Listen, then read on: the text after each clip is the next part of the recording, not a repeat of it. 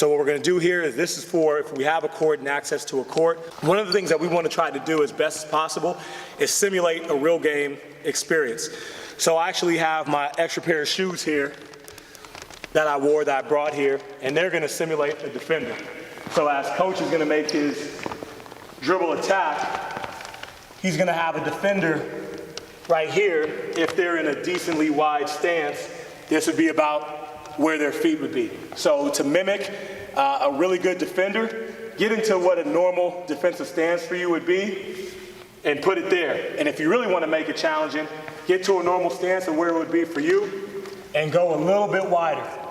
So now in our movements, we have to practice for harder than a game situation, which should actually prepare us better for a game situation. So the first thing coach is going to do is he's going to dribble with his right hand. He's going to dribble down the center of the defender's body.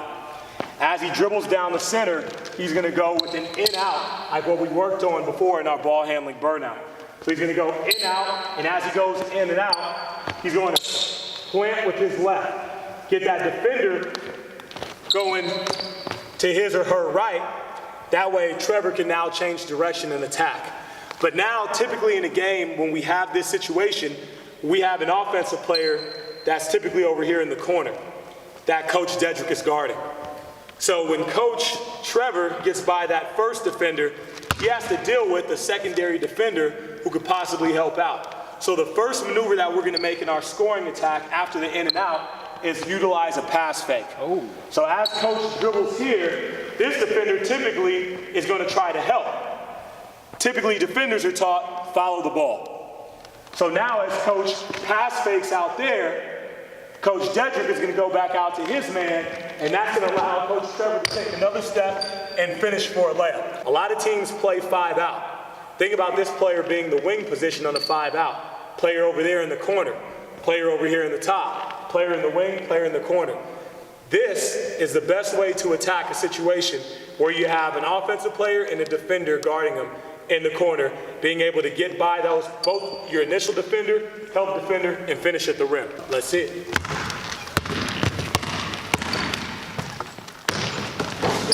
Now, one of the things that we can do, right, is we can try to score this and shoot this from different types of levels. Coach just went the second level, which was the runner floater area. I need to get closer. And this one, let's get a little bit closer. Right. So as we make that move, let's take a dribble here, now pass fake. Okay. When you get to about this zone here, pass fake, take that extra step, finish a little bit closer to the rim.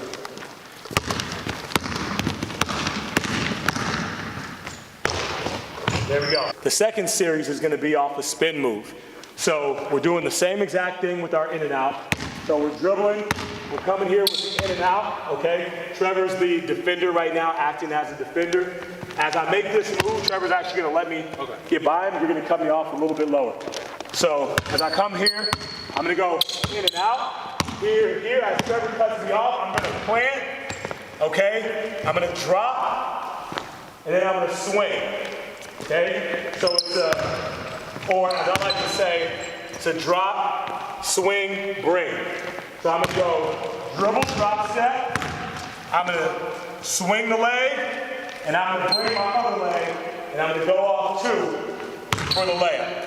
All right, so that's an attacking spin move where we let the guy catch up to us, we see that he's gonna try to cut us off, and we use that against him as a counter. When he comes down, so if you go through the move, guys down here.